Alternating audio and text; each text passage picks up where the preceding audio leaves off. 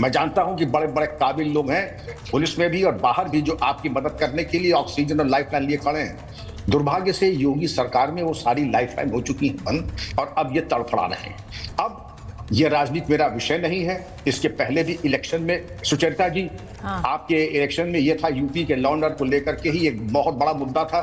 उसके बाद Romeo squad बनवाया गया। रोमियो स्क्वाड से जो राहत मिली, रिजल्ट आपके सामने है। इन 5 सालों में 27 का भी चुनाव है।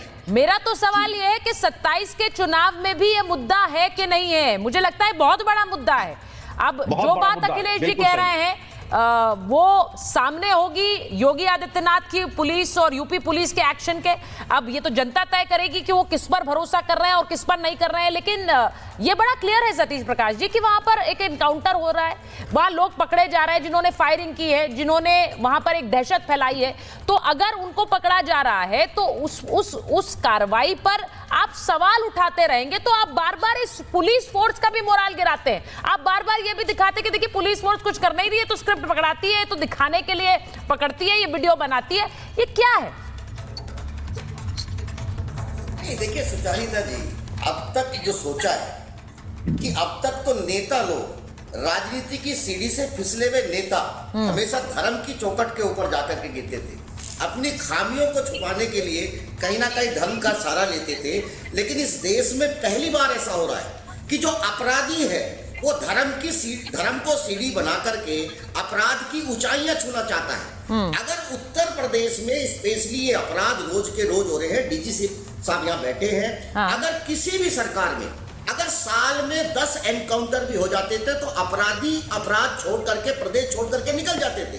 लेकिन बड़ा दुर्भाग्य के साथ कहना पड़ रहा है कि योगी जी की सरकार इतने एनकाउंटर होने के बावजूद भी अगर उत्तर प्रदेश में क्राइम रेट इस तरीके से बढ़ रहा है तो उसके कुछ कारण हैं। वो कारण मैं आपको गिनवा देता हूं। मलिक नागर जी ने कहा कि अपराधी की कोई जात नहीं होती, अपराधी का कोई धर्म नहीं होता। लेकिन कहीं ना कहीं ये मामला उत्तर प्रदेश सरकार के ऊपर लागू नहीं होता। उत्तर प्रदेश में अपराधी की जात भी होती है, अपराधी का धर्म भी होता है। अपराधी की जात और धर्म ही ये तय करेगी कि सरकार का मोटिव ऑफ एक्शन अपराधी के प्रति क्या होगा। मैं छोटी सी घटना आपको बताता हूं। मेरे बराबर में जस्ट सरजना विधानसभा है, 2 दिन पहले की घटना है।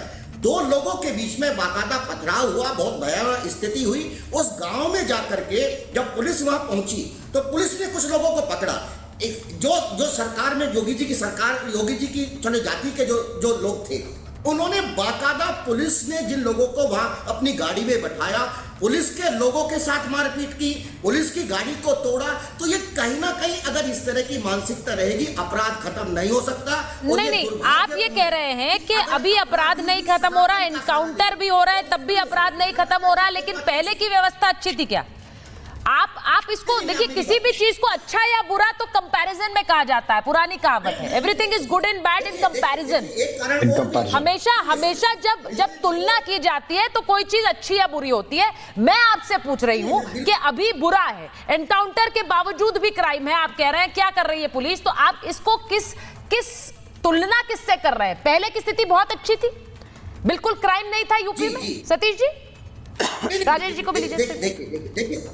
देखिए सुचारिता जी, एक और दुर्भाग्य की बात है कि चाहे गोल्डी बरार हो या दूसरे ये लॉरेंस बिश्नोई हो, इनके गैंग में 80% काम करने वाले अगर उत्तर प्रदेश के युवा हैं, तो ये सरकार के ऊपर सवाल है।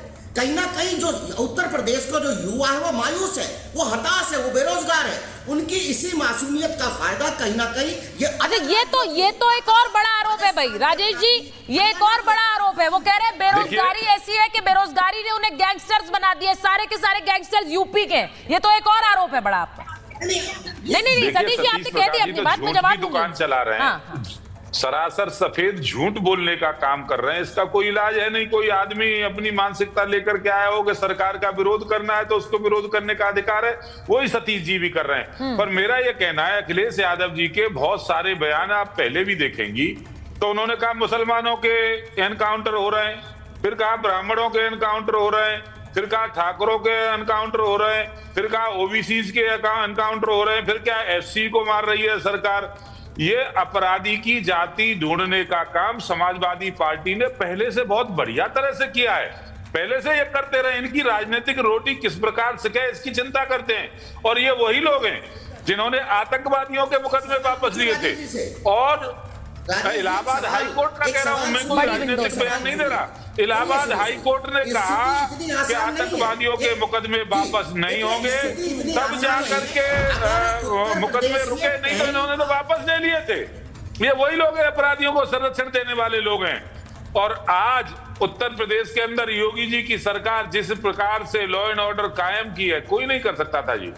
अब सतीश जी को कोई प्रॉब्लम व्यक्तिगत हो सकती है, वो जाति ढूंढ रहे होंगे, वो भी समाजवादी पार्टी की लाइन पर काम कर रहे होंगे, उनकी विचारधारा हो सकती है, मैं उससे सहमत तो नहीं हूं, पर उसका विरोध नहीं करूंगा। ठीक है भैया, आप अपना विचार रखिए, पर आप गलत बयानी कर रहे हैं, आप गलत बयान दे रहे हैं। समाजवादी पार्टी के प्रवक्ता के रूप में जो बोलना चाहिए वो आप भी बोल रहे हैं।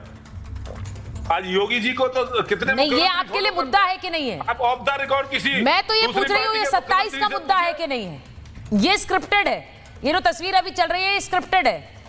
ये अखिलेश जी का आरोप है कि ये स्क्रिप्ट दी गई है इन्हें पढ़ने के लिए, ये सब झूठे इनकाउंटर करते हैं, ये सिर्फ, और ये वाले बयान तो वो पहले ही दे चुके हैं कि जिस तरह से स्वजाति देखकर वो अपने स्वजाति लोगों को जो है वहां पर छोड़ देते हैं और बाकी लोगों पर हमला करते हैं। ये पहली बार नहीं है, ये वो पहले भी कई बार बोल चुके हैं। तो ये जो इनकाउंटर है, क्या ये मुद्दा 27 का है? मैं तो ये पूछना चाह रही हूँ। मलूक जी से एक बार जा रही हूँ, मलूक जी के पास। मलूक जी, आपको लगता है ये मुद्दा 27 के चुनाव का है? हाँ। जाति की जहां तक बात करेंगे तो ये दोनों गैंगस्टर तो एक ही जाति के हैं। हाँ, ये जो दोनों गैंगस्टर हैं ये तो दोनों एक जाति के हैं। इसमें भी जाति सतीश जी ढूंढ रहे हैं भाई, ये कोई अलग अलग जाति के नहीं है। ये दोनों गैंगस्टर जो एक दूसरे ये तो बड़ा क्लियर है, तो एक ही जाति के लोग हैं। राजेश जी, मेरे एक सवाल का ये बड़ा क्लियर है कि जब वो स्वजाति नहीं होते हैं तब तो हल्ला होता है, नहीं कि सतीश जी? ये तो बड़ा क्लियर है, जब स्वजाति नहीं होते हैं तब वो हल्ला होता है, अदरवाइज चुप रहते हैं। ये भी तो एक हकीकत है सतीश जी। उस ट्वीट को आप पढ़ के दिखाइए जी। ये हकीकत नहीं है? गोदाना ने जो ट्वीट किया है, हाँ। उत्तर प्रदेश के आदरणीय मुख्यमंत्री योगी जी को सीधा सीधा थ्रेट है। मैं योगी जी के साथ हूँ, वो मेरे मुख्यमंत्री है, मुझे उनकी जान की चिंता है, मैं अपराधी के साथ नहीं हूँ। नहीं, ये इंपॉर्टेंट पॉइंट है, ये इंपॉर्टेंट पॉइंट है। मैं आपसे बिल्कुल सहमत हूँ सतीश जी। सतीश जी कह रहे हैं, मलूक जी जो अब देखिए, वो कह रहे हैं मुझे योगी जी की चिंता है, और वो इसलिए कह रहे हैं क्योंकि एक गैंगस्टर बैठकर सीधे सीधे धमकी दे रहा है। वो धमकी ये दे रहा है कि भाई हमारे शूटर्स को गन डाउन कर दिया, हम उसका बदला लेंगे। अब किसने गन डाउन किया है? यूपी पुलिस ने। यूपी पुलिस का नेतृत्व कौन कर रहे हैं? मुख्यमंत्री कर रहे हैं। तो ये धमकी यूपी को, योगी आदित्यनाथ को है। देखिए, अभी तो पहले जो डिबेट हो रही है, जो पैनल पे लोग बैठे हैं, हाँ। और जो सतीश जी ने कहा कि इस तरह की घटनाएं घट रही हैं और इस तरह घटना जो गुंडागर्दी की है रोकी नहीं जा सकती, पुलिस उतना कंट्रोल नहीं कर पा रही है, कैसे प्रशासन काम कर रहा है, उस तरह के लेके गए। और हमारे किदवई साहब के अनुसार वो कहीं ना कहीं वो स्क्रिप्ट लिख करके दी गई है